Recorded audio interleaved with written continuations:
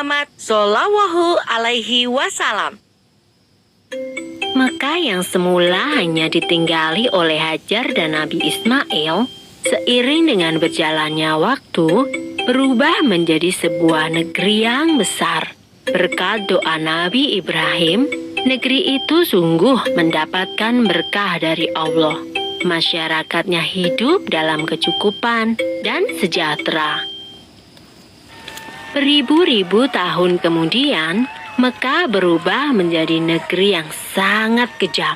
Sebagian besar masyarakatnya mulai melupakan ajaran agama yang benar dan berganti menyembah berhala-berhala yang mereka ciptakan sendiri. Di antaranya adalah Saman, Watan, Nusyun, dan masih banyak lainnya.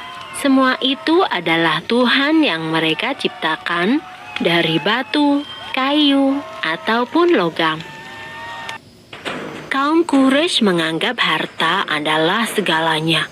Bagi yang memiliki harta paling banyak, dialah yang akan menjadi pemimpin.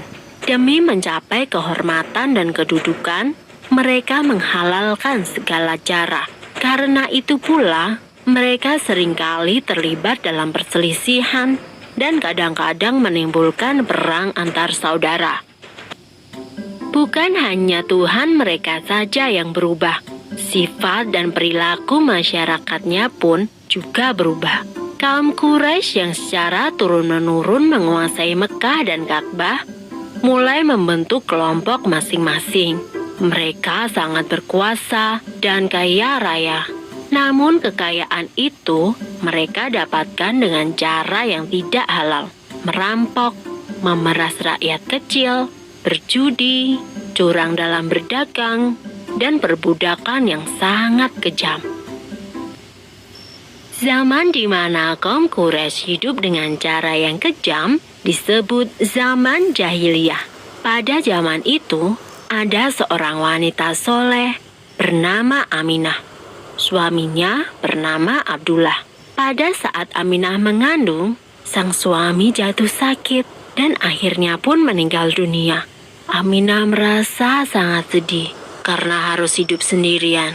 Pada suatu malam, ia bermimpi melihat bulan jatuh ke pangkuannya. Menurut ahli tafsir mimpi, kelak anak yang dikandung oleh Aminah akan menjadi orang yang dihormati. Mekah dan Ka'bah semakin ramai dan berkembang.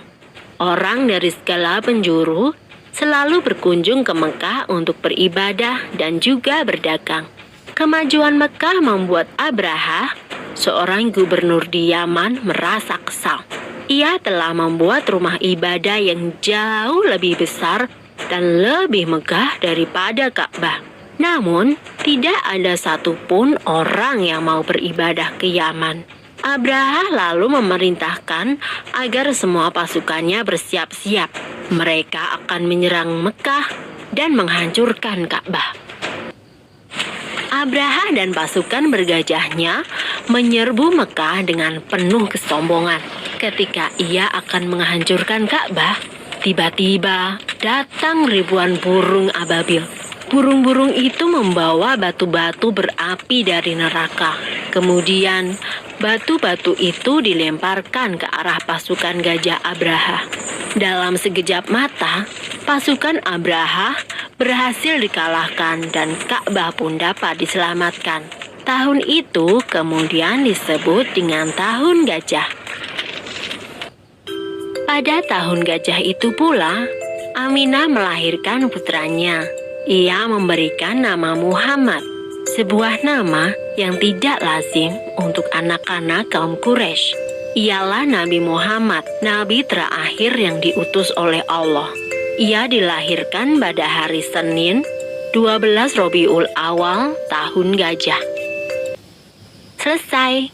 Sumber dalam Al-Quran terdapat dalam surat Al-Fil ayat 1-5 yang artinya, apakah kamu tidak memperhatikan bagaimana Tuhanmu telah bertindak terhadap tentara bergajah?